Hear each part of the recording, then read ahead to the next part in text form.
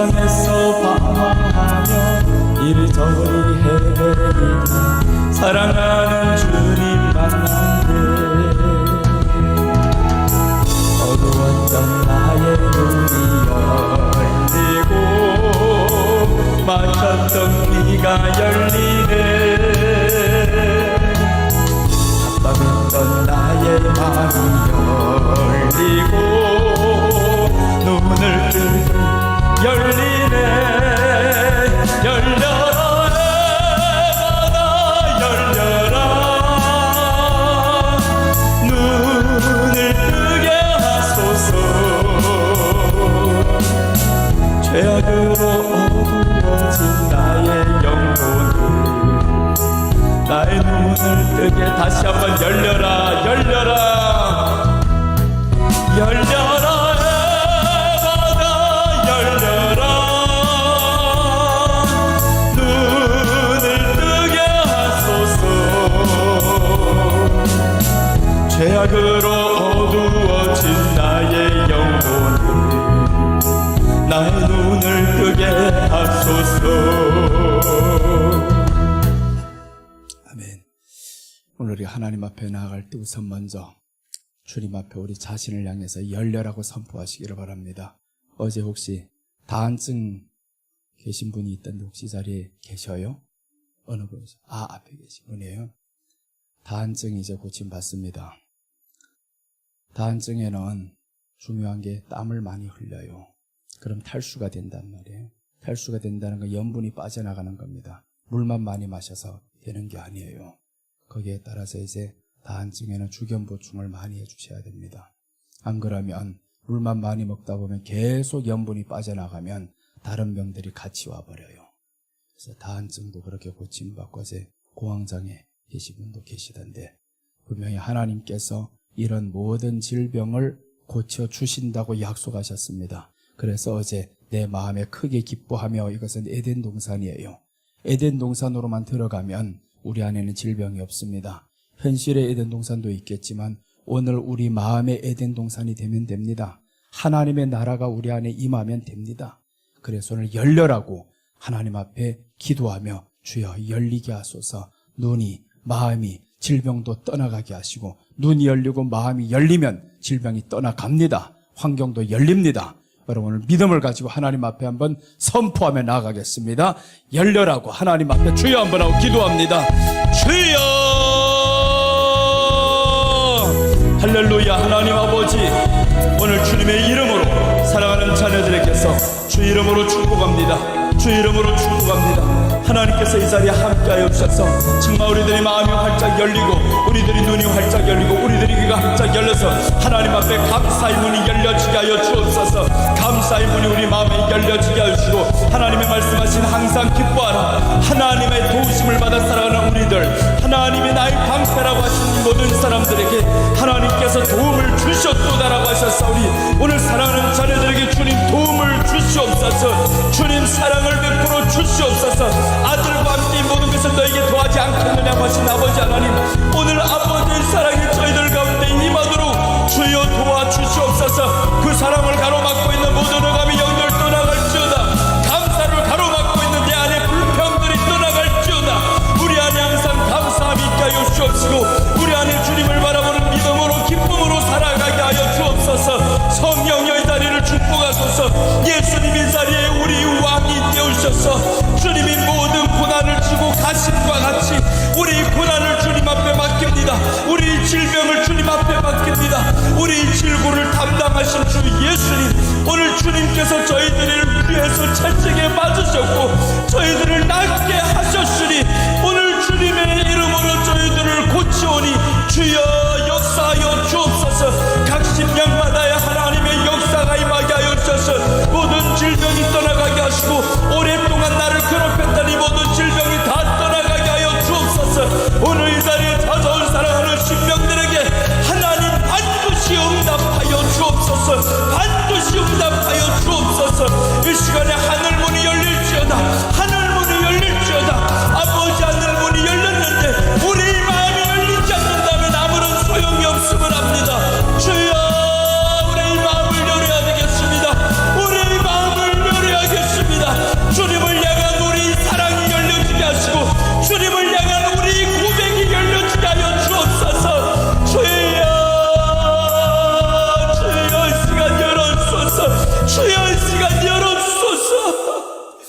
하나님 아버지, 이 시간 사랑하는 자녀들을 긍휼히 여겨 주옵소서. 오늘 이 시간 열릴지어다. 예수님의 이름으로 명하노니 에바다의 역사가 이 자리에 임할지어다. 사랑하는 자녀들에게서 질병이 떠나갈지어다. 하늘 문이 열릴지어다. 하늘 문을 열린 그곳에 우리들이 눈이 또한 열릴지어다. 위를 바라보는 사람들이 되게 하여 주옵시고, 이 땅의 고난을 통과해 나갈 때 하나님의 함께하심을 느끼게 하여 주시고 맛보게 하여 주옵소서. 오늘 이 시간에 하나님의 함께하는 자리가 되게 하여 주옵시고, 하나님의 능력이 손이 저희들을 어루만지는 역사가 이 시간에 임하게 하여 주시옵소서. 말씀을 통해서 또한 하나님 고쳐주시옵시고, 하나님의 말씀에 아멘으로 하답할 때 영혼이 깨어나게 하여 주옵소서. 성령님 역사하심을 믿습니다. 주께서 이 시간 도와주시고 주님을 사랑하는 마음으로 우리 안에 가득 차게 하여 주시옵소서. 아버지께 감사와 찬양과 영광을 돌려오며 다시 오실 예수님의 이름으로 기도드립니다. 아멘. 여러분에게 하나님의 역사가 임합니다. 하나님의 능력이 임합니다. 분명히 하나님의 능력이 임한다고 우리가 선포를 하고, 그러고 나면 가끔씩 우리에게 또한 의심이 찾아와요. 환경들을 통해서. 그러나 예수님은 환경 위에 계신 그분이셔요. 똑같은 환경에 처해 있었지만 예수님과 제자들이 함께 갑니다. 바다를 지나고 있는데 예수님은 걸어오셔요. 베드로도 걸어갑니다. 보세요. 똑같잖아요. 똑같은 환경에서. 바다에서 예수님이 걸어오고 베드로도 예수님을 향해서 걸어가는 거예요. 우리에게 주님이 능력을 주셨어요. 주님을 따르는 사람들이 능력을 주셨습니다. 그런데 그 능력이 언제 상실되나 봤더니 바다가 똑같이 이렇게 가고 있는데 바다는 여전히 변한 거 없어요. 나도 변한 것 없고. 근데 갑자기 바다에서 환경이 변하기 시작하는 거예요. 풍랑 일기 시작합니다. 그럴 때 사람이 눈이 이쪽으로 돌려버렸죠. 예수님은 환경에 눈을 돌리지 않습니다. 환경에 돌리지 않고 오직 내가 가는 그 길을 향해서 가고 있어요. 그러니까 환경에 치우치질 않았어요. 여러분, 우리 눈에 때로는 보기 좋지 않은 환경들이 일어납니다. 그러나 그때 우리들의 믿음이 흔들리지 마시기를 바랍니다. 한 번, 두 번 흔들릴 때마다 하나님 앞에 기도하고 나아가고 또 기도하고, 그래서 감사의 마음이 사라질 때 이거는 축복을 가로막는 이런 것들이다라는 걸 아시고 이제 감사를 다시 한번 회복합시다. 감사를 회복하자. 자, 오늘 이 시간에는 중요한 말씀을 전하려고 합니다. 우리 먼저 시편 119편 58절 한번 보시고 본문 말씀으로 들어가겠습니다.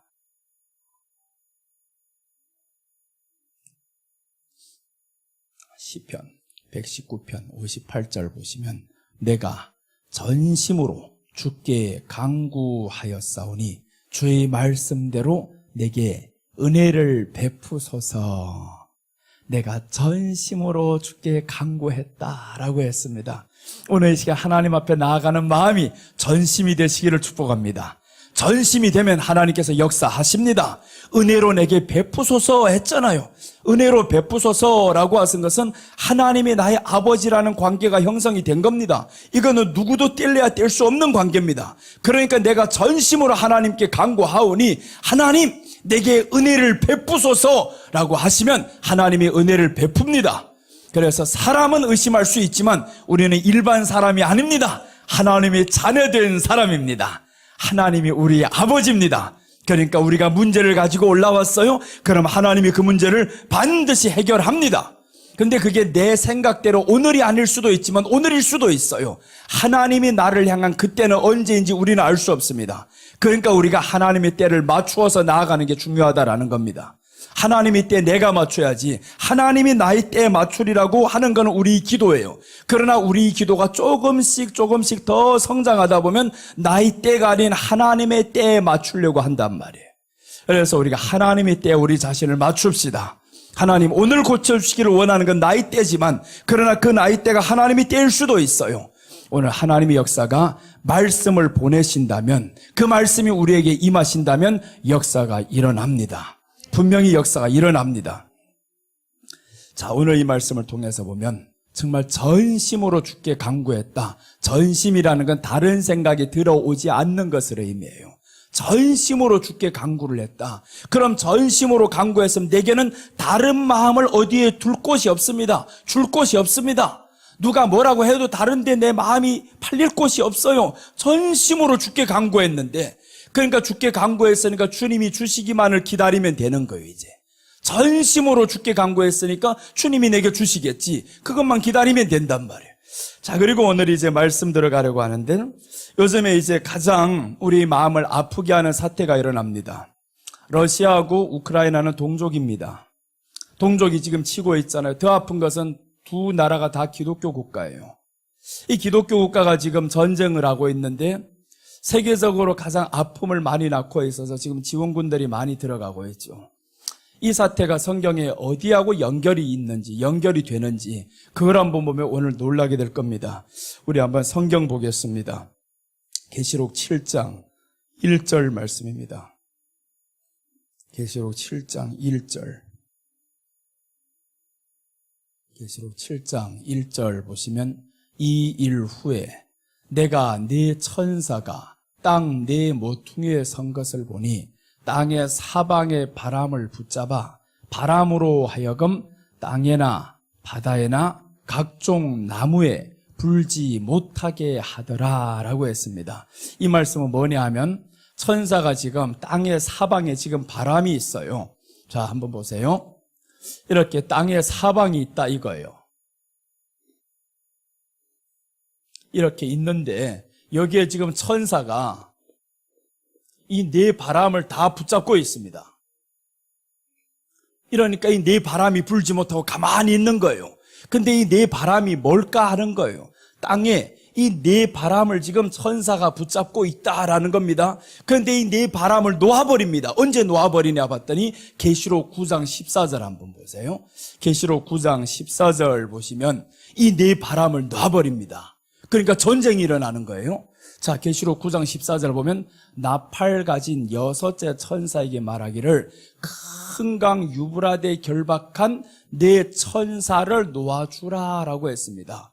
큰 강 유브라데, 지금 큰 강 유브라데는 여기입니다. 유브라데, 이 네 바람이 있는데 유브라데다. 이 유브라데에 있는 이 천사를 지금 놓아주라 하는 거예요. 여기에서 놓아주라. 그러니까 이 네 바람이 지금 있는데 이 네 바람을 여기에다 놓아준다라는 겁니다. 그랬더니 어떤 현상이 생겼냐면 15절, 16절 보시면 많은 사람들이 죽습니다. 네 천사가 놓였으니 그들은 그 년, 월, 일, 시에 이르러 사람 3분의 1을 죽이기로 준비된 자들이더라. 사람 3분의 1이 여기에서 이제 죽습니다. 이게 언제냐면 전쟁인 거예요. 전쟁을 통해서 이 많은 사람들이 죽는다. 그럼 계시록 7장은 여섯째 나팔이다라는 건 대환란에 이미 들어간 겁니다. 대환란에 들어간 상태일 때 이런 엄청난 전쟁이 일어나는데, 이 네 바람이라는 것은 이 땅에 일어날 4대 세력을 의미합니다. 그게 어디에서 나오냐면 다니엘서 7장 17절, 7장 2절부터 8절까지는 이 4대 세력이 정확하게 나오고요. 그리고 7장 17절 보시면 이게 누구냐 하는 겁니다. 자, 보세요. 7장 17절 보면, 그 네 큰 짐승은 세상에 일어날 네 왕이라 라고 했습니다. 세상에 일어날 네 왕이다. 그러니까 저 짐승들이 아직 일어나지 않았어요. 다니엘 이 시대에 세상에 일어날 네 왕이다, 일어나지 않은 거예요. 그런데 다니엘 이 시대는 어떤 시대냐면 바벨론 시대입니다. 바벨론 시대인데 세상에 일어날 네 왕이라 했으니까 바벨론은 아니다 이거예요. 바벨론 아니다. 그래서 다니엘서 2장과 7장의 해석의 차이가 있습니다. 다니엘서 2장에서는 금, 은, 동철이 나와요. 그 금, 은, 동철을 향해서 사람들은 이렇게 다 해석합니다. 거의 대부분 주석가들은 금은 바벨론이요, 그건 본문에서 해석을 했어요. 금은 바벨론이다. 자, 이제 여기에 보면 금, 은, 동철이 있습니다. 이건 다니엘서 2장에서 해석이 나옵니다. 내가 하는 해석이 아니에요. 다니엘서 2장에서 금은 바벨론이요라고 이 다니엘이 지금 해석을 합니다. 그리고 이제 금 뒤에 이 바벨론보다 못한 나라가 하나가 세워질 겁니다 라고 했어요. 못한 나라가 세워지는데, 역사적으로 보니까 못한 나라가 세워지는데 이게 바로 메데 바사가 세워집니다. 메데 바사가 세워졌어요. 이게 지금 느부갓네살이 본 이런 환상인데, 여기에서 셋째 보시면 동이 나옵니다. 메데 바사보다 이제 강한 나라가 하나 나와요. 셋째 나라가 오는데 헬라가 생기는 거죠. 헬라가 나타난다. 그 다음에 넷째 나라가 철. 이 철나라가 생긴데 이게 엄청 강한 나라입니다. 철나라가 생겼다. 헬라 뒤에 생기는 나라가 로마예요. 그런데 이 여기하고 다니엘서 7장 이제 갑니다. 7장에서 나오는, 지금 우리가 보는 건 7장이에요. 7장에서는 지금 네 짐승이 나와요. 여기에서 7장 2절부터 한번 봅니다. 7장 2절부터는, 다니엘서 7장 2절부터는 다니엘이 진술하여 이르되 내가 밤에 하늘의 환상을 보았는데 하늘에 네 바람이 큰 바다로 몰려가더라라고 했어요. 2절에서 하늘에 네 바람이 있는데 큰 바다로 몰려간다라는 거예요. 큰 바다로 몰려간다. 그런데 계시록 7장 1절에서는 이 네 바람을 붙잡고 있었죠. 네 바람을 붙잡고 있었는데 붙잡고 있던 이 바람을 놓아주니까 이제 몰려 들어가더라. 그럼 이 말씀과 다니엘서 9장 14절은 똑같은 내용인 거예요. 다니엘서 9장, 계시록 9장 14절은 바로 바람을 놓아줬습니다. 그랬더니 전쟁이 일어났죠. 오늘 다니엘서 7장 2절은 네 바람이 큰 바다로 몰려 불더니라고 합니다. 잡고 있던 이 바람이 이제 불기 시작합니다. 놓아줬다라는 거죠. 자, 그러면 이제 여기에서 하나 더 봅니다. 3절 보시면 큰 짐승 넷이 바다에서 나오는데 그 모양이 각각 다르더라라고 했습니다. 큰 짐승 넷이 나온다라는 겁니다. 큰 짐승 넷이 나온다. 그래서 오늘 이 넷을 한번 여기에 보겠다 이 말입니다. 큰 짐승 넷이 나오는데 첫째 짐승은 누가 같냐 한번 보시면, 자 이제 4절 한번 봅니다. 4절 보시면 다른 짐승, 첫째는 사자와 같은데 독수리 날개가 있고 내가 보는 중에 그 날개가 뽑혔고, 자 이제 여기서 보니까 첫째 짐승이 나왔죠. 사자가 나왔다라는 겁니다. 그런데 여기에서 이 사자를 향해서 많은 학자들 중에서 여기라고 말하는 사람들도 있어요. 바벨론이다 이렇게 말을 하는 사람도 있는데 여기가 왜 아닌가라는 것을 본문이 설명합니다. 자, 그럼 보세요. 이렇게 바벨론, 메데, 바사, 헬라, 여기 로마까지는 2장의 내용이고요. 그 다음 여기에서 7장에 와서 지금 바람을 놓았습니다. 바람을 잡고 있던 이 바람을 놓아버리니까 첫째 짐승이 나오는데 사자와 같다라고 했죠. 근데 두 날개가 뽑혀버렸다라는 겁니다. 사자와 같다. 그 다음에 둘째 짐승이 나옵니다. 5절 보세요. 둘째 짐승 5절 보시면 다른 짐승 곧 둘째는 곰과 같은데 그것이 몸 한쪽을 들었고, 자 이제 다른 짐승이 나옵니다. 곰과 같다. 이 곰과 같은데 몸 한쪽을 들었다라고 했습니다. 그 입에 이 사이에는 새 갈빗대가 물렸는데 그것에 말하는 자들이 있어 이르기를 일어나서 많은 고기를 먹으라 하였더라. 그러니까 둘째 짐승이 나왔는데 첫째는 사자고 둘째 짐승은 곰이다 이거죠. 그 다음 셋째 짐승 봅니다. 6절 보시면 셋째 짐승 그 후에 내가 본즉 또 다른 짐승 곧 표범과 같은 것이 있으니, 자 이제 셋째 짐승 나왔습니다. 표범입니다. 표범 셋째 짐승이 나왔고요. 그 다음 넷째 짐승이 나옵니다. 7절 보시면 내가 밤 환상 가운데 그 다음에 본 넷째 짐승은 무섭고 놀라우며 또 매우 강하며 또 쇠로 된 큰 이가 있어서 먹고 부서뜨리고 그 나머지를 발로 밟았으며 그 짐승은 전의 모든 짐승과 다르고 또한 10뿔이 있더라라고 했습니다. 10뿔이 있더라. 그러니까 10뿔 가진 이 짐승에게는 10뿔 가진 짐승인데 철이가 있더라 이겁니다. 철이가 있더라. 이 짐승이 가장 강한 짐승이에요. 그럼 내용 그대로만 한번 봅니다. 7절에서 나왔는데 이 짐승이 어떻게 하냐 하면 앞에 짐승 셋을 없애버리는 거예요. 자 8절 한번 봅니다. 8절 보시면 내가 그 뿔을 유심히 보는 중에 다른 작은 뿔이 그 사이에서 나더니, 자 보세요. 여기에서 이 10뿔을 유심히 봤어요. 다니엘이 10뿔을 유심히 보는데 이 10뿔 중에서 작은 뿔이 나온다라는 거. 하나 작은 뿔이 나온다. 이 작은 뿔이 나오는 거예요. 그 다음에 보시면 작은 뿔이 나오는데 그 사이에서 나더니 첫 번째 중에 셋이 그 앞에서 뿌리까지 뽑혔으며 첫 번째 중에 셋이 이 앞에서 뿌리까지 뽑힌다라는 겁니다. 그러니까 여기에서 사자, 곰, 표범 이 세 나라가 지금 뿌리까지 뽑힌다라는 건 패망했다. 전쟁에서 졌다 이 말이죠 지금. 자, 그러면서 이제 사람이 눈 같은 것이 있고 눈들이 있고 또한 입이 있어 큰 말을 하였더라라고 합니다. 입이 있어 큰 말을 하였다라는 것은 계시록 13장 4절에서 답이 나오는데 적그리스도를 의미합니다. 마지막에 나타날 적그리스도, 참담한 말을 하고 하나님을 대적하고, 그게 어디에서 나오냐면 여기서 나온다라는 거예요. 열불에서. 이 열불 국가에서 작은 뿔이 나오는데 이게 계시록을 보니까 적그리스도구나라는 겁니다. 마지막 때 일어날 적그리스도다. 그럼 여기에서 중요한 것은 열뿔이 이 세 나라를 다 이겨버렸다라는 겁니다. 세 나라를 다 이겨버렸다. 그럼 이 네 나라가 있는데, 이 네 나라가 있는데 오늘 이 천사가 네 바람을 잡고 있다라고 계시록에서 말씀했죠. 근데 이 네 바람을 놔버렸습니다. 근데 다니엘서 7장 17절 보니까 이것은 세상에 일어날 네 왕이라라고 했어요. 세상에 일어날 네 왕이다. 그러니까 오늘날 이 시대를 의미한다라는 거죠. 오늘날 이 시대에 일어날 네 왕이다라는 겁니다.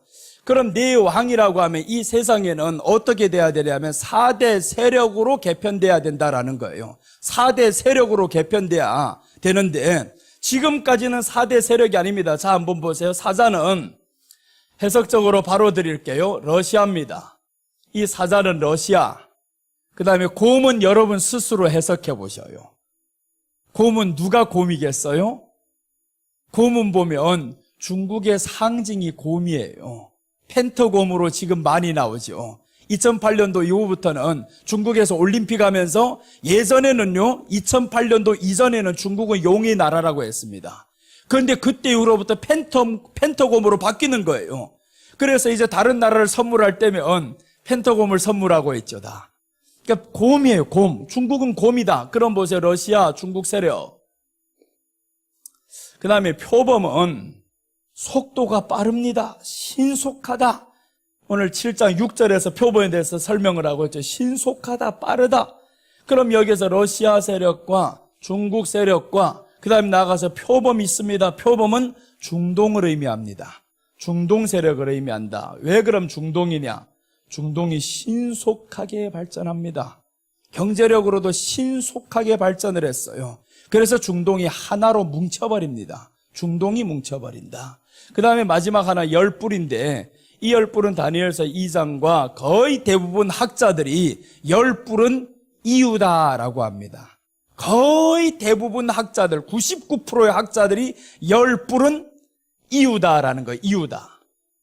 이렇게 말씀하는데 그럼 여기에서 이유에서 누구 나온다는 말이에요? 작은 뿔이 나온다. 적그리스도가 나온다. 이 말이죠, 지금. 그런데 이 열뿔 중에서 보니까 철이가 있다. 가장 강한 거죠. 철이가 있어서 이 셋을 다 죽여버린다. 그게 오늘 8절에서 말씀하는 거예요.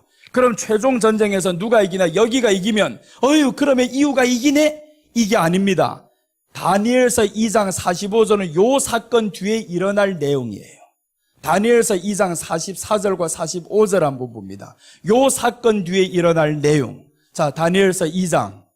다니엘서하고 계시록은요, 이게 왔다 갔다 짝을 이루는데 이게 하나하나 순서별로 기록된 게 아닙니다. 앞뒤 순서가 없어요. 이거 퍼즐을 맞춰야 되는 거예요. 그래서 내용을 자세히 보다 보면 퍼즐이 맞춰지는 거예요. 자, 봅니다. 44절 먼저 봅니다. 44절 보시면 이 여러 왕들의 시대에 하늘의 하나님이 한 나라를 세우시리니 이것은 영원히 망하지도 아니할 것이요. 자, 보세요. 이 여러 왕들의 시대에 하나님이 하늘의 나라를 세운다. 완성이 됐다 이 말이죠. 요한복음 14장 2절에 보면 예수님께서 하늘나라 가십니다. 가실 때 이렇게 말씀하는 거예요. 내가 아버지께로 가서 거처를 예비하면 다시 와서 너희를 나 있는 곳에 있게 하리라 라고 말씀하셨어요. 그러니까 이 말씀은 예수님이 이제 재림하신다 이 말인 거예요. 지금 예수님이 재림하신다. 자, 그 다음 더 보십니다. 이것은 영원히 망하지도 아니할 것이요 그 국권이 다른 백성에게로 돌아가지도 아니할 것이요 도리어 이 모든 나라를 쳐서 멸망시키고 영원히 설 것이라. 그러니까 하늘의 나라가 하나 세워지는데 이때 이 모든 나라를 다 쳐버린다라는 겁니다. 처음에는 이 나라가 세 나라를 없애버렸는데 근데 오늘 여기에서 45절이지 한번 넘어갑니다. 45절 가시면 손대지 아니한 돌이 산에서 나와서 쇠와 녹과 진흙과 은과 금을 부서뜨린 것을 왕께서 보신 것은 크신 하나님이 장래 일을 왕께 알게 하신 것이라 이 꿈은 참되고 이 해석은 확실하니다 라고 했습니다. 이 꿈은 참되고 확실하다. 확실히 이루어질 내용입니다. 그럼 여기에서 4대 세력이어야 되는데 지금 누가 봐도 미국이 제일 세상에서 힘이 세요.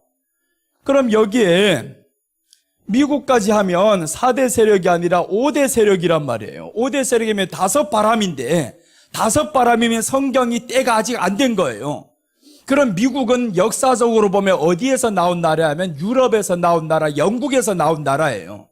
그럼 유럽과 미국은 반드시 합쳐져야 되는데 힘이 서로 세다 보니까 합쳐지지를 않는 거예요. 그래서 여기에서 보면 오늘날에 놀라운 사건이 일어나는데 미국하고 유럽이 합쳐져야 되는데 이 두 나라가 합쳐지지를 않는다. 그럼 4대 세력이 이루어질 건데 근데 이게 지금 이루어진다라는 겁니다. 그래서 지금 이제 설명하고자 하는 게 뭐냐 하면 이게 지금 이루어졌다라는, 여기까지는 다 이루어졌습니다.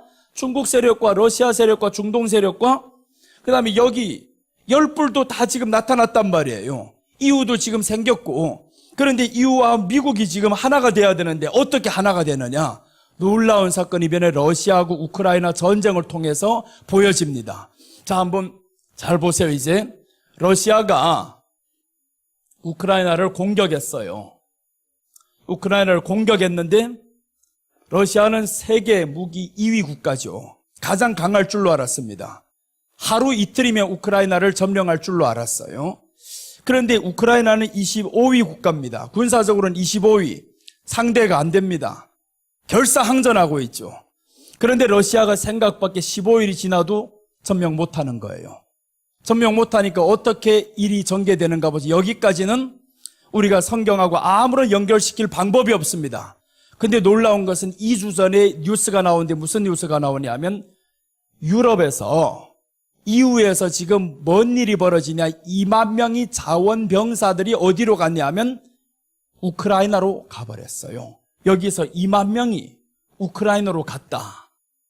미국의 무기가 여기로 들어간다. 미국의 무기가 지금 러시아가 이번에 전쟁을 통해서 자신을 폭로시켜서 우리가 종이호랑이다라는 것을, 종이호랑이였다.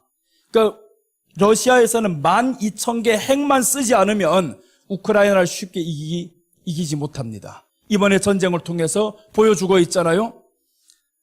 이 우크라이나에 어떤 무기가 하나 있냐면 이동식 미사일이 있어요. 이거 이동식 미사일 이렇게 들고 다니는데 이게 지금 4대가 미국 무기인데 우크라이나로 지금 지원을 해준 거란 말이에요.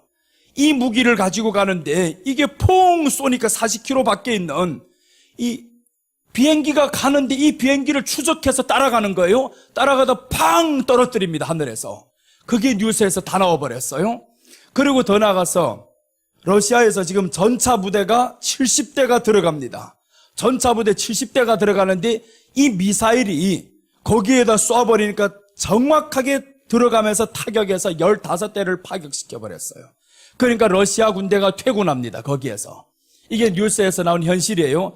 이 장면까지 아직은 중요하지 않아요. 여기에 중요한 게 있는데 시간이 오래다 보니까 유럽에 있는 나라들이 하나가 됩니다. 스웨덴이라든가 스위스라든가 이런 나라들이 원래 하나가 안 됐습니다.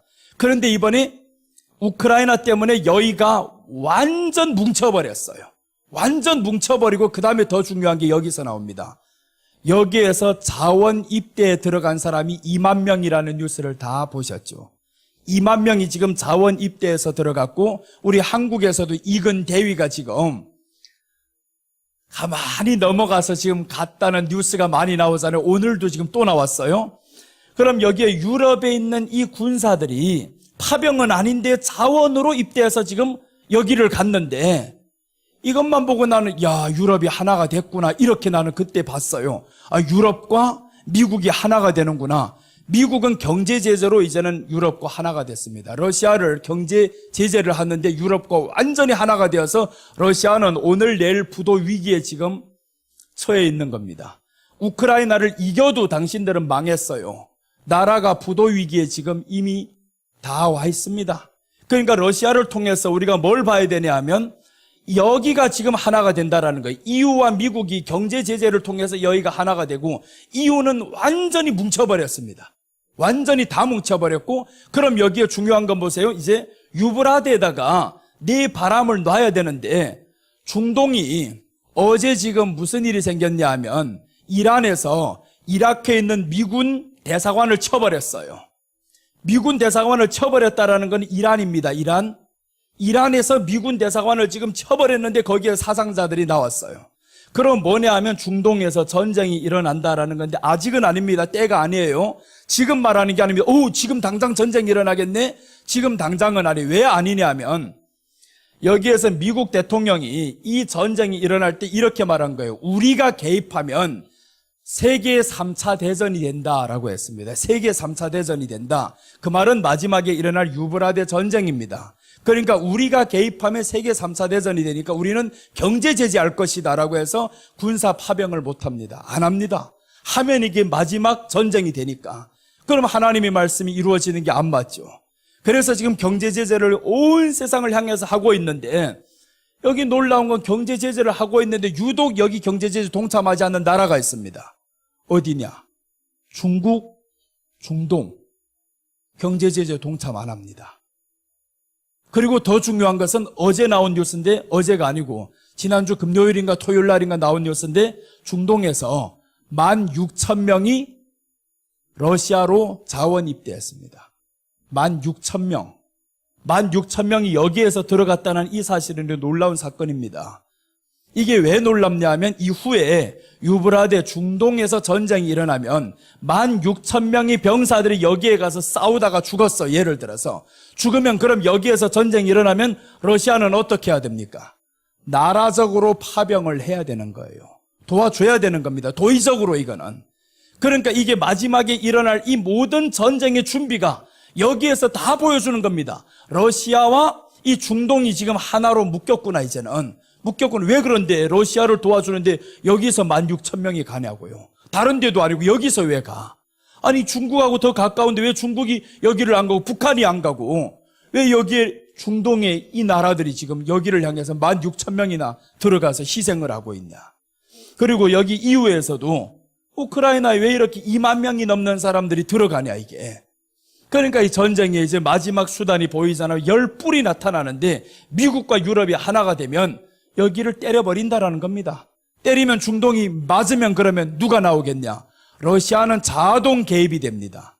자동 개입이 되는 게 이게 러시아가 보여주는 거. 자동 개입이 된다 여기에. 그러니까 여기에서 셋을 한 방에 없애버리잖아요. 열불, 철이 나타나더니 곰, 사자, 표범 한 방에 없애버린다.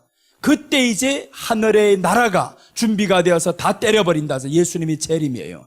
그래서 마지막에 유브라데에서 세계 3차 대전이 일어나면 이거는 마지막 재앙이다. 그런데 아직은 때가 아닌 거예요. 여기란 말이죠. 러시아하고 우크라이나. 그래서 러시아가 지금 전쟁에서 하도 못 이기니까 핵을 우리가 사용한다. 이렇게 지금 위협 주고 있는 거예요. 핵 사용까지 위협 주고 있는데 나라가 지금 부도 위기가 왔단 말이에요. 그러니까 이렇게 하고 있어요. 자, 그래서 여기서 보면 이제는 다 이루어지는구나. 준비가 다 됐습니다. 준비가 됐다라는 것은 여기는 그럼 어디냐래요. 러시아하고 우크라이나는 마태복음 24장 6절과 7절 말씀이에요. 24장 6절과 7절 한번 봅니다. 마태복음 24장 6절과 7절 보시면 난리와 난리 소문이 나기 시작합니다. 난리와 난리 소문을 듣겠으나 너희는 삼가 두려워하지 말라. 이런 일이 있어야 돼. 아직 끝은 아니라. 끝이 아니라고 했죠. 그러니까 여기 러시아, 우크라이나 끝이 아니다 이 말이에요 지금. 그 다음에 7절은 확실하게 여기입니다. 자 보세요. 7절 민족이 민족을, 나라가 나라를 대적하여 일어나겠고 곳곳에 기근과 지진이 있으리니. 이때부터 시작이 됩니다. 그러면서 8절에 이게 시작이다라고 합니다. 이 모든 것은 재난의 시작이다. 근데 중반 과정은 여긴 거예요. 여기가 중반 과정인데 이건 재난의 시작에 불과하다. 아직은 시작된 것도 아니다.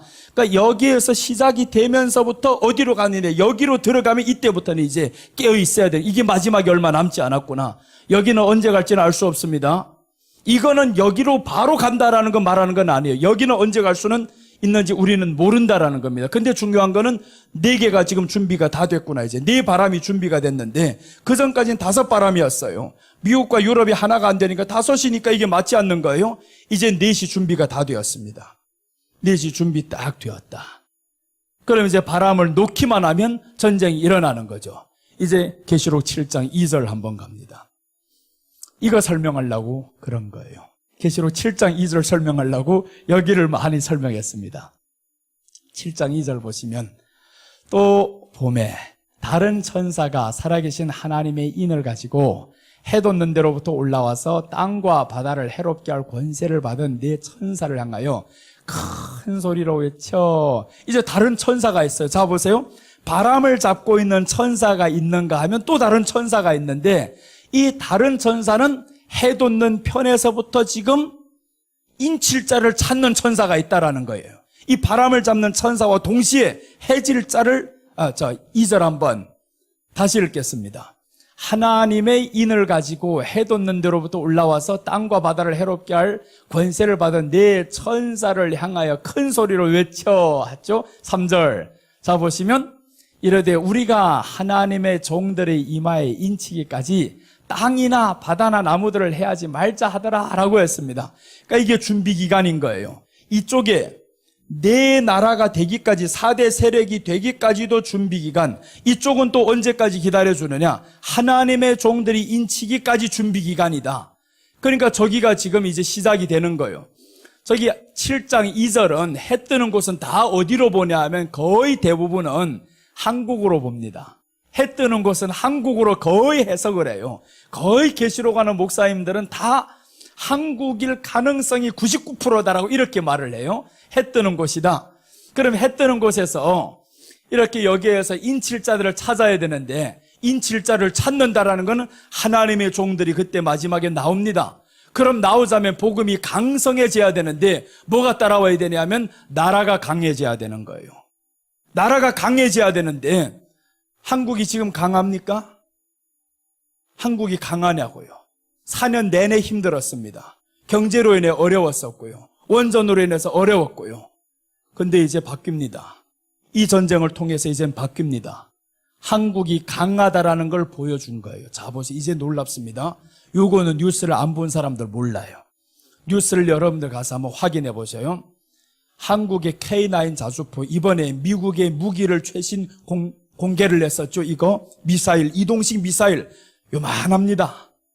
요만큼 동그랗고 요만큼밖에 안 되는 거예요. 이렇게 이거 뛰어다니는 거예요.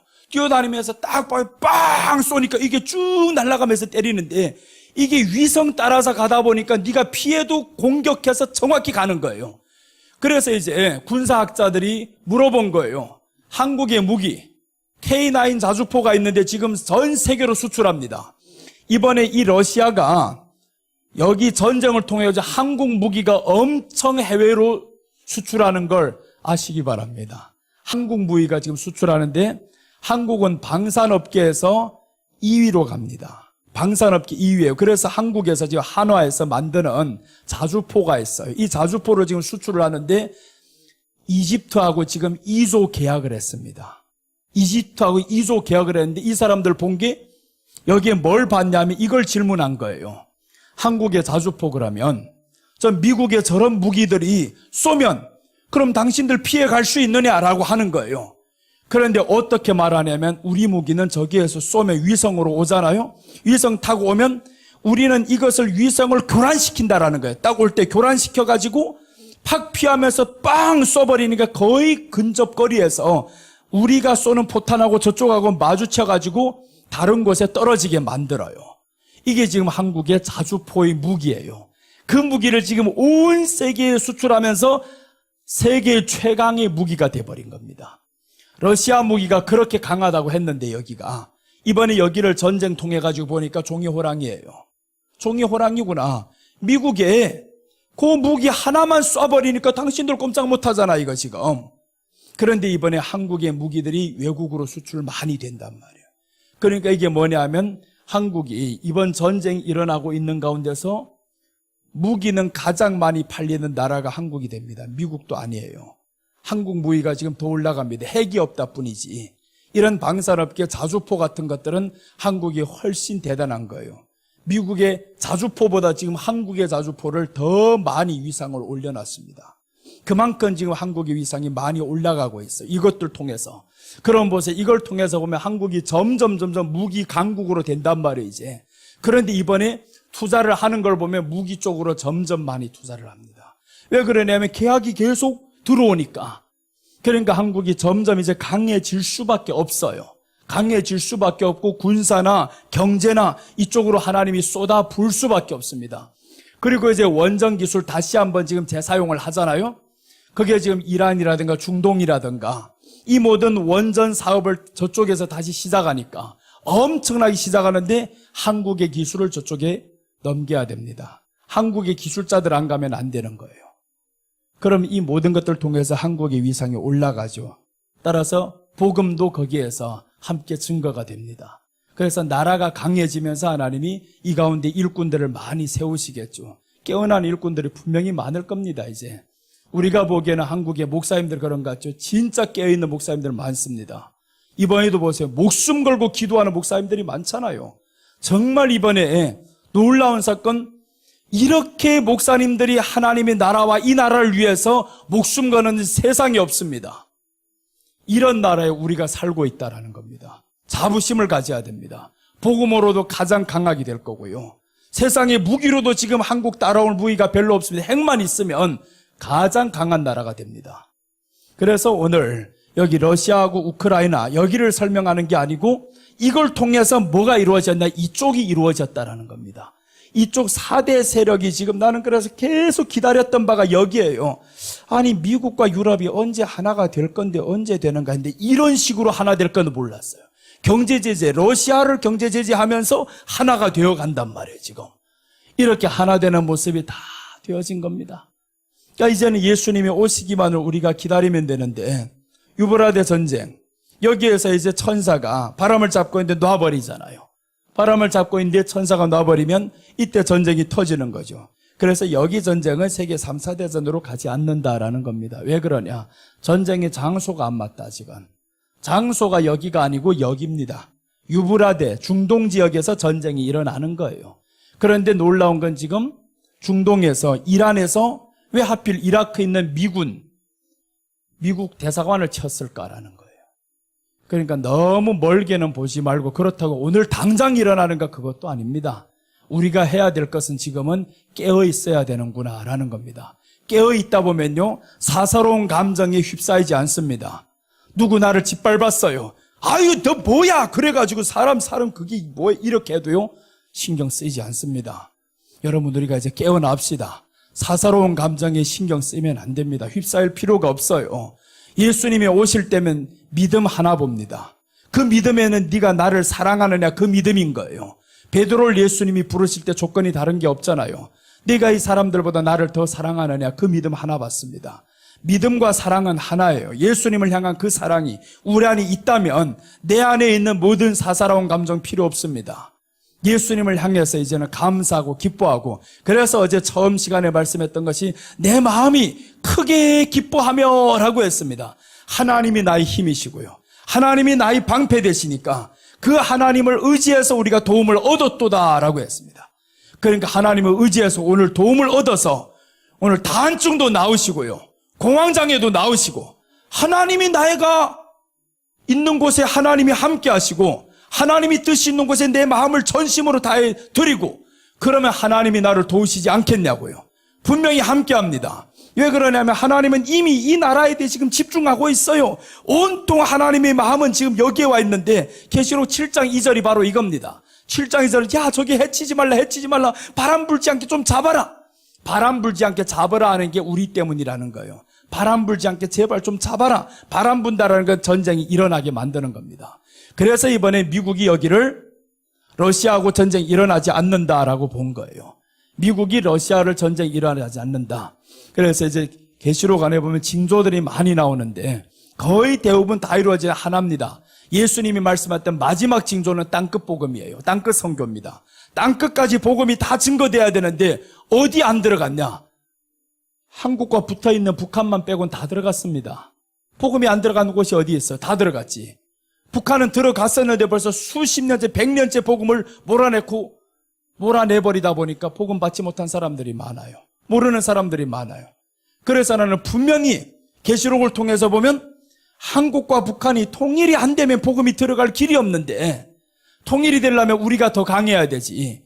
북한이 강하면 복음 증가할 수 있겠냐고요. 저들이 와가지고 다 죽여버리는데 복음 전하기도 전에 다 죽습니다. 그러니까 우리가 강해야 된다라는 것을 보여준 것이 바로 이번에 이 전쟁을 통해서입니다. 러시아, 우크라이나 통해서 한국 무기가 지금 최강으로 우뚝 서게 되잖아요. 우뚝 서게 된다. 이게 놀라운 거예요. 우뚝 서는 이 한국 무기들이 보니까 지금 계속 올라갑니다.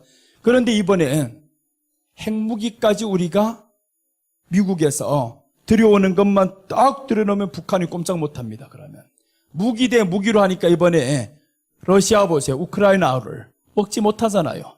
당신들 강했지. 근데 우크라이나에는 미국의 무기가 있어요. 미국의 무기 그 하나 때문에 지금 꼼짝 못하고 있습니다. 그럼 여기에 마지막 전쟁이 훤히 보이잖아요. 이 말씀 그대로 이루어지는 거죠. 여기에서 마지막에 일어나서 열뿌리 철이가 이 셋을 먹어버린다고 했잖아요. 셋을 먹어버린다는 게 이번에 보이잖아요. 유럽하고 미국만 합치면 셋이 합쳐도 못 이깁니다. 그럼 우리는 뭐 미국이 세, 유럽이 세, 이거 말하는 게 아니에요. 여기는. 여기서 중요한 거는 이때에 주님이 오신다라는 겁니다. 이들 전쟁에서 이겼어? 이때 오겠다라는 거예요. 예수님이 오십니다. 그래서 우리가 유브라데 전쟁 여기만 딱 집중해서 보다 보면 주님이 오실 때로 우리가 기다려야 됩니다. 주님 오실 때 준비하지 않고 있다 보면, 그럼 주님이 오시는데 준비 안 된 모습 보면 얼마나 마음이 아프겠어요. 내 백성들 예수님 믿었다는데 준비하지 않고 다 옷 벗고 있어요. 구원받을 백성들 없어요. 예수님으로 만족 안 하고 기뻐 안 하고 이런 사람들만 가득해요. 그래서 주님이 기다려라 이겁니다. 기다려라. 내가 인칠자를 이 땅에서 찾겠다. 찾을 때까지만 기다려라. 그래서 이 전쟁도 언제 일어나냐?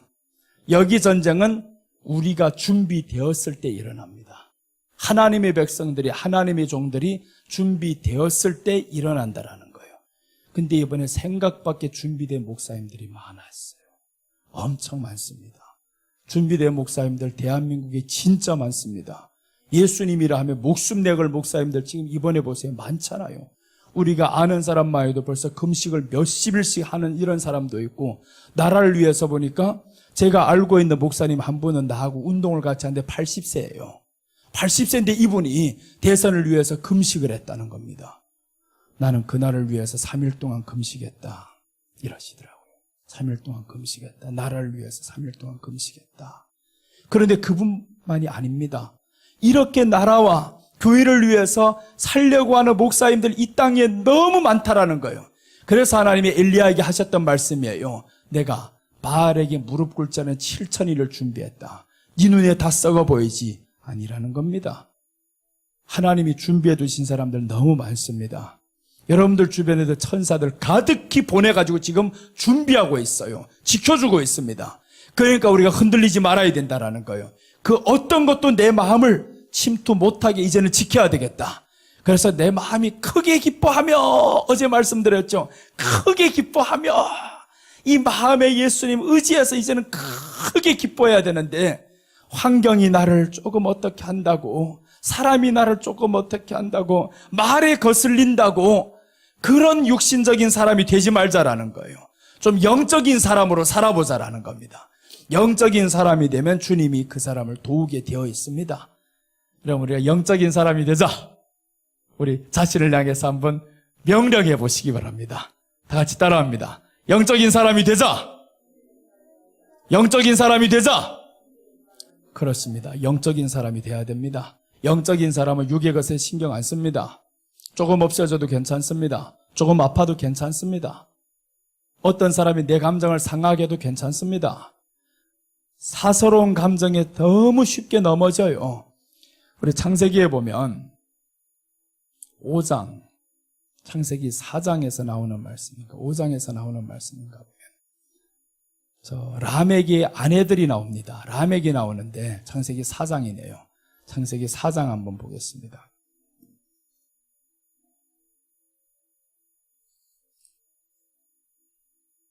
창세기 4장 19절 말씀입니다. 19절부터 23절까지 보시면요. 자, 라멕이 보시면 4장 19절부터입니다. 라멕이 두 아내를 맞이하였으니 하나의 이름은 아다요 하나의 이름은 실라였더라. 아다는 아벨을 낳았으니 그는 장막에 거주하며 가축을 치는 자의 조상이 되었고 그의 아우의 이름은 유발이니 그는 수금과 통소를 치는 모든 자의 조상이 되었으며 22절 다 같이 읽습니다. 실라는 두발 가인을 낳았으니 그는 구라와 쇠로 여러 가지 기구를 만드는 자요 두발 가인이 누이는 나마였더라. 자, 23절 라멕이 아내들에게 이르되 아다와 실라여 내 목소리를 들으라. 라멕이 아내들이여 내 말을 들으라. 나의 상처로 말미암아 내가 사람을 죽였고 나의 상함으로 말미암아 소년을 죽였도다. 상처로 말미암아 사람을 죽였다라는 거예요. 네가 내게 상처를 줘? 죽여버릴 거야. 이래 되어버리는 거예요. 상처를 받았다고 해서 죽여버릴 거야. 상처를 받았다고 마음이 너무 오래 우울해하지 마시기를 바랍니다. 사람의 말에는 언제든지 사람 상처 입힐 수가 있어요. 그러나 그 사람의 말에 내가 자꾸 귀를 기울이다 보면 하나님의 말씀이 들려지지를 않아요. 그래서 우리가 4장 내가 아래도 저기서 다 해주고 있어요. 자, 이제 보시면 사람의 말에 그렇게 상처받지 맙시다.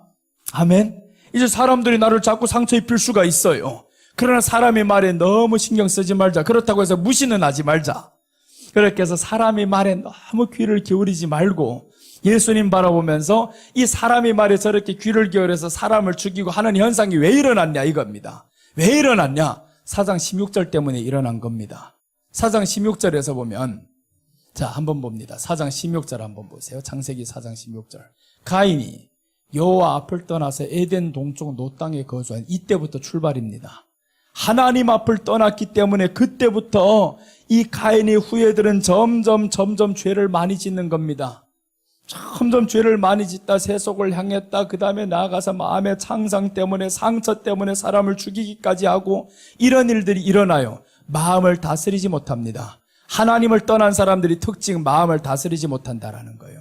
그래서 하나님 안에 있는 사람의 특징은 뭐냐? 마음을 다스린다라는 겁니다. 자, 잠언 4장 23절 우리가 외울 말씀이에요. 잠언 4장 23절을 보시면 하나님 안에 있는 사람의 특징입니다. 모든 지킬 만한 것보다 더욱 네 마음을 지키라. 생명의 근원이 이에서 남이니라 라고 했습니다. 근데 이 마음을 지켜야 되는데 마음을 지키려면 마음을 다스릴 수 있어야 됩니다. 근데 그 다스림은 언제 가능하냐? 하나님 앞에 있을 때 가능한 거예요. 창세기 4장 7절로 다시 돌아갑니다. 4장 7절 보시면 하나님이 이렇게 말씀합니다. 가인에게 네가 선을 행하면 어찌 낯을 들지 못하겠느냐? 선을 행하지 아니하면 죄가 문에 엎드려 있느니라. 죄가 너를 원하나 너는 죄를 다스릴지니라 라고 했습니다. 너는 죄를 다스릴지니라. 이때까지는 예배드렸던 가인이에요. 예배드렸던 이 가인에게는 주님이 말씀합니다. 하나님이 말씀하죠. 죄를 원하나 너는 지금 보세요. 너는 죄가 너를 원하나 너는 죄를 다스릴지니라. 이 말은 마음을 다스릴 수 있다 이 말이잖아요. 가인 너 지금 예배 실패했지? 그러나 다스릴 수 있다라는 겁니다. 다음에 다시 드릴 때 바로 드리면 돼 이거죠. 하나님이 우리에게 다시 예배라는 기회를 통해서 또 우리를 변화시켜 주십니다. 그럴 때 우리가 예배 드릴 때마다 하나님 앞에 회개를 해야 되죠. 아버지, 내가 이 마음에 죄를 원하는 것들이 또 들어왔네요. 이제는 죄를 다스립니다. 그래서 하나님 앞에 예배가 중요한 것이 바로 4장 3절과 4절에 보면 이제 예배를 통해서 마음이 다스려지는데 하나님 앞을 떠난 이후부터는 다스려지지를 않는 거예요.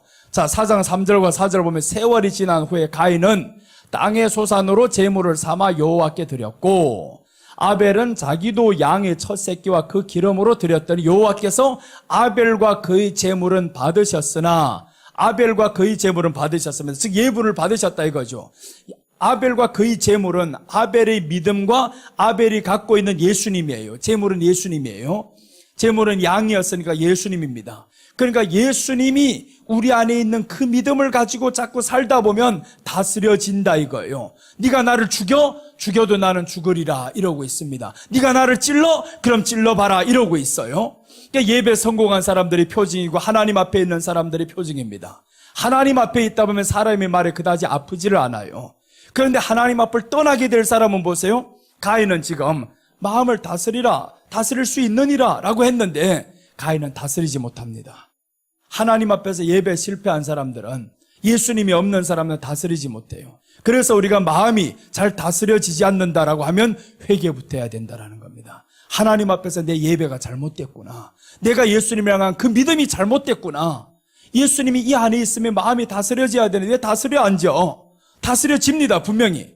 그러니까 이 하나님이 되실 말씀을 한 거지 안 된 거 하는 게 아닙니다. 죄가 너를 원하나 너는 죄를 다스릴지니라고 했는데 내가 어떻게 다스립니까? 내 안에 있는 예수님이 다스리는 거지. 그러니까 내 안에 예수님이 있는 건 분명합니다. 예수님으로 우리가 예배를 드렸어요. 예배를 드린다는 건 나와 이 제물이 같이 드려지는 거죠. 같이 드려져야 된다. 그럼 제물이 들어가서 죽는단 말이에요. 그럼 나는 죽냐? 나는 예수님이 죽어주신 그 죽음이 내 안에 들어옴으로 생명이 되는 거예요 이제는. 그게 바로 우리가 드려지는 예배란 말이에요 지금. 그러니까 한 번 한 번의 예배 드려질 때마다 나는 죽었다, 나는 죽었다, 내 대신 예수님이 죽었으니까 나 이제 예수님 대신 살아간다 이렇게 해야 되는 거예요. 그래서 내가 사는 것은 예수님 위해서 내가 살아가는 거구나, 예수님 때문에 살아가는 거구나 이래야 되는데, 예수님이 언제 그 누구 한마디 해가지고 상처를 받아가지고 당신 만약 하나님의 아들이면 내려와 봐라, 한번 해봐라 이랬으면 내가 하나님의 아들인데 이놈이 다 죽고 싶어? 이래가지고 되겠냐고요. 그러니까 우리 안에 하나님의 영이 계시다, 그럼 그리스도의 사람이에요. 하나님의 사람이에요. 이제 여러분 우리 안에 하나님이 확실히 계십니다. 하나님이 확실히 계시니까 이제 마음을 다스려야 됩니다. 마음을 다스려야 된다. 그래서 마음을 다스리면 크게 기뻐하며 라는 결과가 나옵니다. 크게 기뻐하며. 여러분 마음 다스려서 활짝 웃으시기를 바랍니다. 마음을 다스리다 보면 되는 거예요. 안 되는 게 아닙니다. 나는 왜 안 돼? 안 돼? 안 되라는 것은 어디를 떠난 거예요 지금? 성경 보니까 하나님 앞을 떠났다. 하나님 앞을 떠났기 때문에 마음이 다스려지지 않는 거예요. 그래서 하나님 앞을 떠났던 이 가인의 후예들 보니까 라멕이여 하면서 아내들이여 들으라 하잖아요. 아내들이여 들으라. 세상 것들로 가득히 채워놓은 것이 아내입니다. 물론 이제 육신적인 이런 문자적인 문맥으로 보면 두 여인을 이렇게 끼고 사는 남자가 있어요. 근데 영적으로 보면 야고보서 4장 4절에 보면 세상을 사랑하는 것이 뭐냐면 음녀다라고 합니다. 세상을 사랑하는 것이 하나님의 원수임을 알지 못하느냐? 그럼 간음한 여인들아라고. 간음이 뭐냐? 세상을 사랑한 것이 간음이다라고 했습니다. 그럼 아내들이요 라는 것은 뭐냐? 내 안에 세상을 향한 이 사랑하는 마음이 너무 많다. 그럼 결과가 어떻게 되느냐? 나의 창상을 인하여 내가 사람을 죽이고 합니다. 나의 창상을, 자그마한 상처 때문에 사람을 죽이고. 그래서 우리가 세상 사랑하지 말자라고 하면 반대로는 예수님 사랑하자 이 말인 거죠.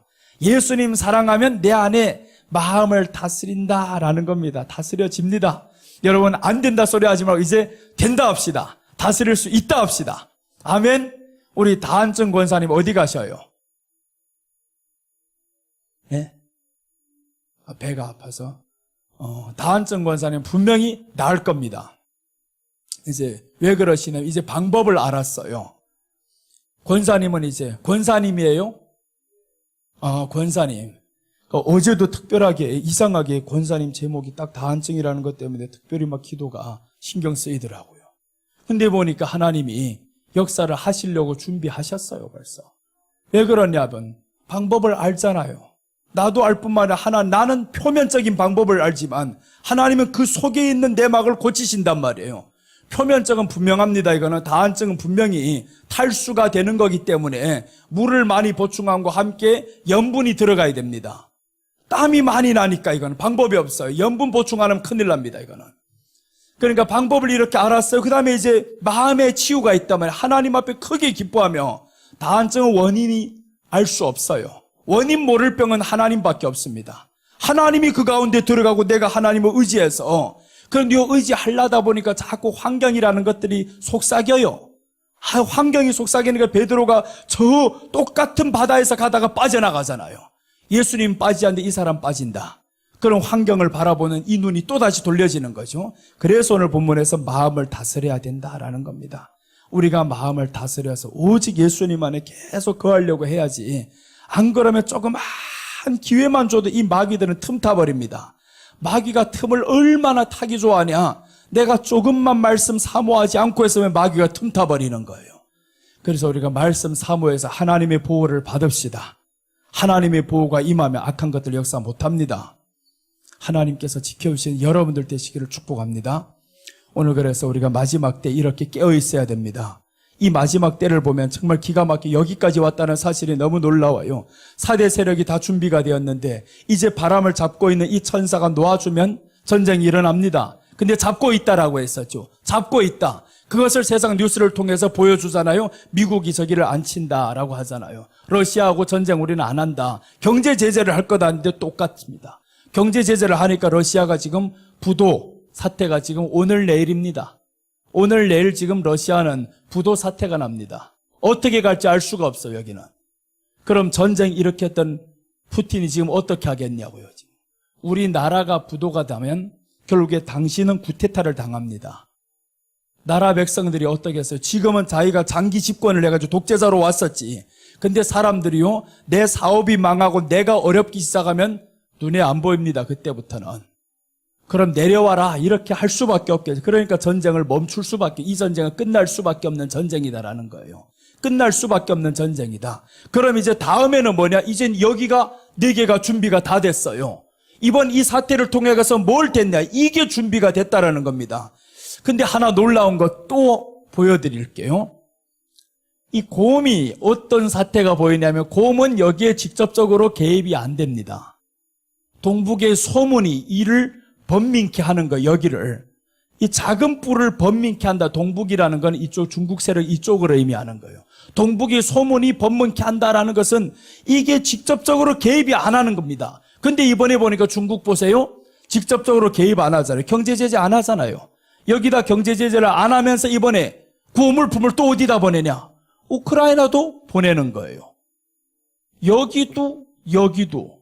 그러니까 중립을 지키겠다 이 말이죠, 지금. 제재는 안 하는데, 미국과 같이 우리는 제재는 안 한다. 그러나 중립을 지키면서 여기는 도와줍니다. 도와주면서 동시에 여기도 도와준다라. 이게 바로 아까 읽었던 이 사이에서 뼈를 지금 많이 먹겠다 이거예요. 많이 먹겠다. 내가 지금 최대한 힘을 키우겠다라는 거예요.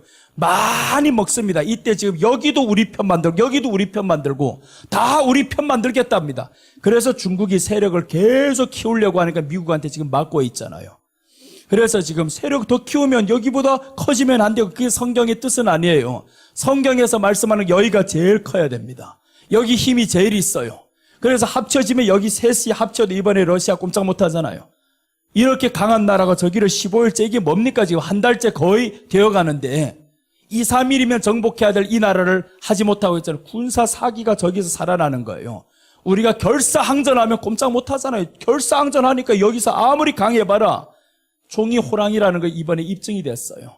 그러니까 이 전쟁에서 뻔하게 보이잖아요. 이 둘만 합치면 막판에 여기는 쉽게 이겨버릴 수 있는 전쟁이구나. 그건 성경이 예언한 대로 다 가고 있다라는 겁니다. 하나님의 말씀이 이렇게 지금 이루어지고 있어요. 그래 나는 저쪽에 누구 어디 잘했다 못했다, 물론 치는 놈이 잘못한 거지. 치는 놈이 잘못한 거예요. 우리 교회 안에서도 마찬가지입니다. 치는 놈이 잘못된 거예요. 그렇다면 우리가 맞은 사람은 어떻게 해야 되느냐? 영적으로는 대적하면 안 됩니다. 영적으로는 우리가 교회 안에서 일어나는 문제를 통해서 이제 여기 한번 끌고 와봐요. 교회 안에서 일어났는데 이런 일들이 비일비재하단 말이에요. 살다 보니까 이 사람이 찔러, 저 사람이 찔러, 부부가 찔러, 마구잡이로 찔러댄단 말이에요. 그렇다고 해서 내가 다 대적할 거냐? 다 대적하지 말고 예수님의 이름으로 나아갑시다. 예수님의 이름이 가장 우리에게는 큰 무기예요.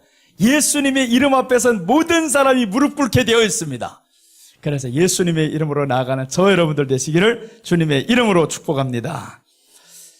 자, 성경 구절 하나만 보고 이제 마치도록 하겠습니다. 성경 구절 하나 보겠습니다.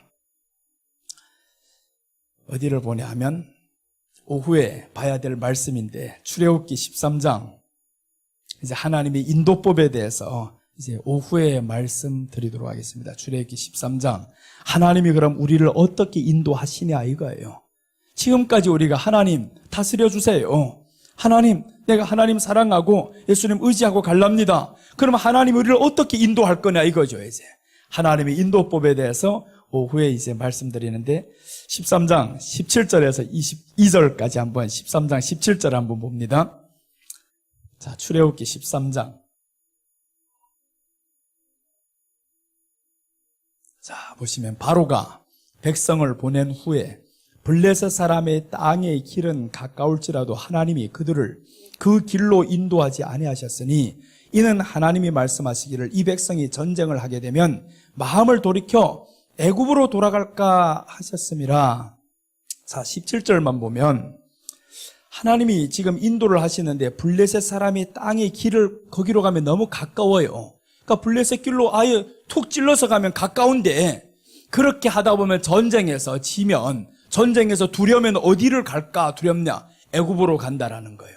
그래서 하나님이 어디로 인도하시냐 봤더니 18절부터 보면 그러므로 하나님이 홍해의 광야길로 돌려 백성을 인도하심에 이제 하나님의 인도법입니다. 하나님이 어떻게 인도하시냐 오늘 이 본문에서 보여주시는 거죠.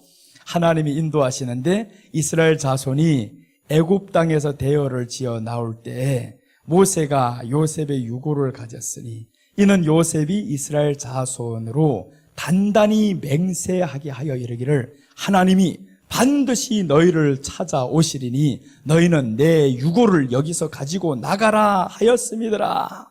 자, 여기서 요셉이 이스라엘 사람들에게 어떻게 하셨나 너무 중요합니다.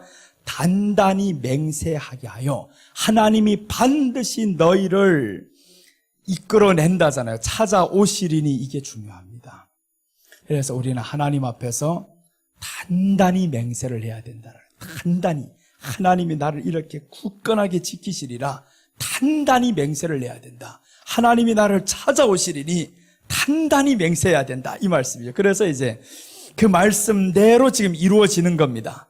단단히 맹세를 했는데 그대로 이루어지시는데 자 이제 보시면 뒤에 그들이 숫곳을 떠나서 광야 끝 에담에 장막을 치니 여호와께서 그들 앞에서 가시며 낮에는 구름 기둥으로 그들의 길을 인도하시고 밤에는 불기둥을 그들에게 비추사 낮이나 밤이나 진행하게 하시니 낮에는 구름 기둥 밤에는 불기둥이 백성 앞에서 떠나지 아니하니 이게 오늘 인도법인 거예요. 하나님이 인도하시는데 앞으로 가다 보니까 이렇게 가면 블레셋 백성이 있어. 그렇게 가면 안 돼. 그러니까 블레셋 백성보다 저기 두려우니까 어떻게 가라고 하냐면 홍해 길로 가게 만드는 거예요. 이제 홍해를 만났죠. 홍해를 만나서 하나님이 이 홍해 길을 지나게 만들었어요. 홍해를 만나게 하신 이유가 뭐냐? 너희가 쉬운 길로 가면 블레셋을 만나면 더 생각나는 거 세상 생각날 것이다. 이거예요. 세상 생각난다. 그러니까 세상 생각나게 하지 않게 하려고 홍해 길로 가게 만들었다라는 겁니다. 근데 홍해 길은 뭐냐 하면 고린도전서 10장에서 뭐라고 해석을 하면 이 홍해는 세례다라고 해석을 하는 거예요. 세례다. 그럼 여러분 이제 예수님 믿어서 세례를 받으셨죠. 오늘 여기에서 하나님이 인도법에 대해서 보세요. 하나님이 지금 인도를 하는데 블레셋 길로 가면 너무 짧은 길이다. 쉬운 길이에요. 이거는 쉬운데 이 블레셋을 만나다 보면 너희가 세상 생각한다 이거예요. 그래서 그 길을 가지 않게 하려고 지금 홍해 길로 가게 만들었어요. 홍해를 한번 해석하는 장면을 봅니다. 고린도전서 10장 1절 한번 봅니다. 고린도전서 보시면 형제들아 나는 너희가 알지 못하기를 원하지 아니하노니 우리 조상들이 다 구름 아래 있고 바다 가운데로 지나매 이게 홍해예요. 우리 조상들이 구름 아래 있고 바다 가운데로 지납니다. 모세에게 속하여 다 구름과 바다에서 세례를 받고 다 구름과 바다에서 세례를 받고 구름과 바다에서 세례를 받은 이유는 왜 세례를 받았을까? 그 길을 가지 말라고 블레셋 길을 가지 말고 블레셋을 만나면 또 저 세상 길로 애굽으로 돌아가지 말라고 그래서 지금 홍해 길로 인도했다라는 겁니다.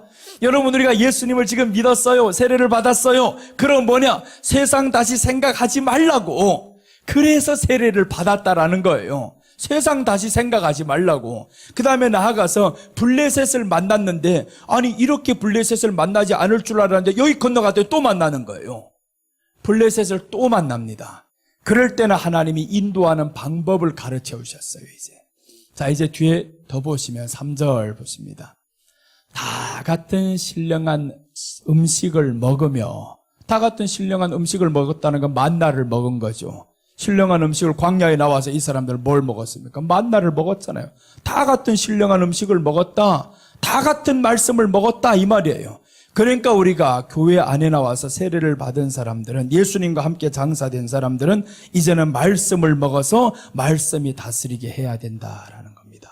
자, 그 다음에 4절 보십니다.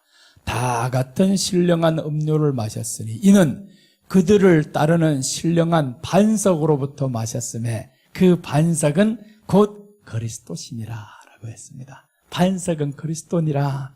그래서 이 사람들이 저 블레셋을 만났을 때 목이 말라요. 어떻게 해요? 그랬더니 하나님이 블레셋을 만나기 그 직전에 아예 반석을 깨워버렸어요.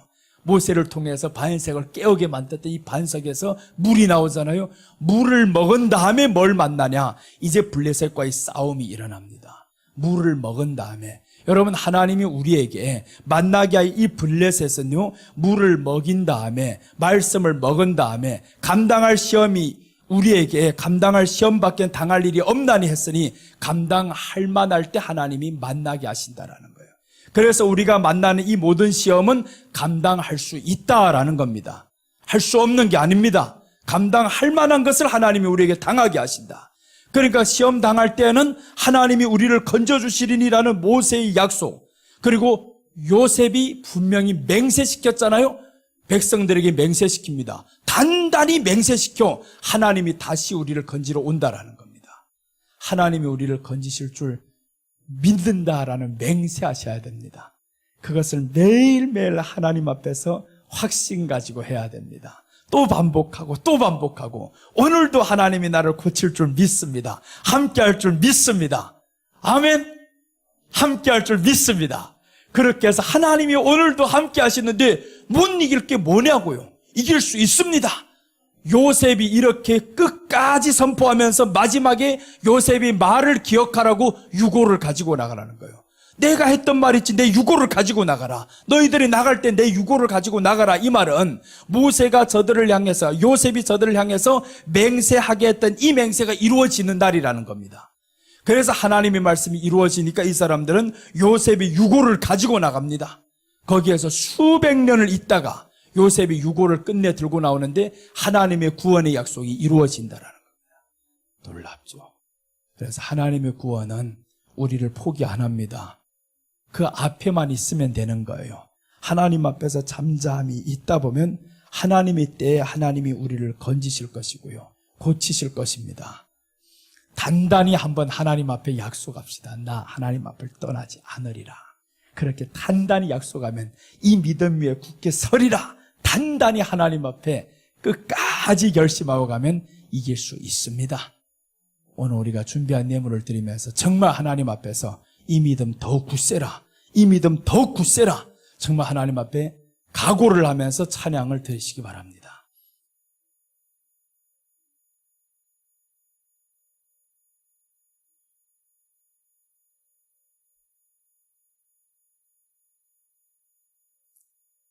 이 믿음 더욱 굳세. 이건 새 찬송가구나.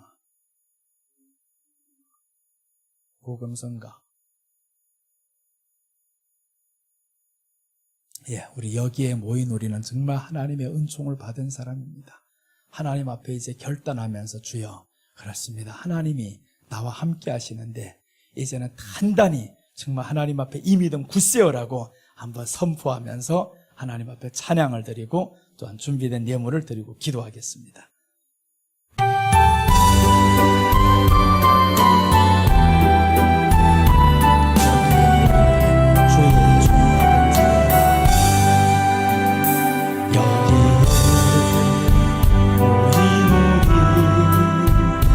주의 은총 받은 자여라.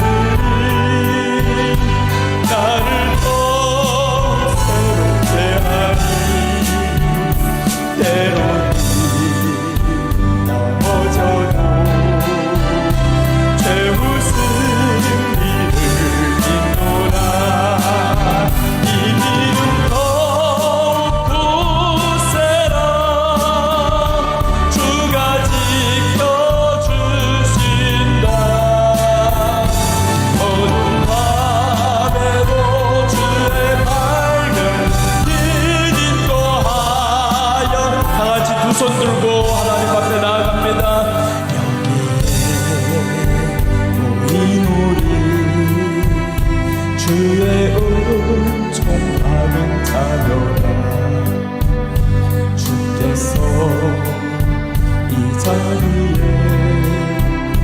우리를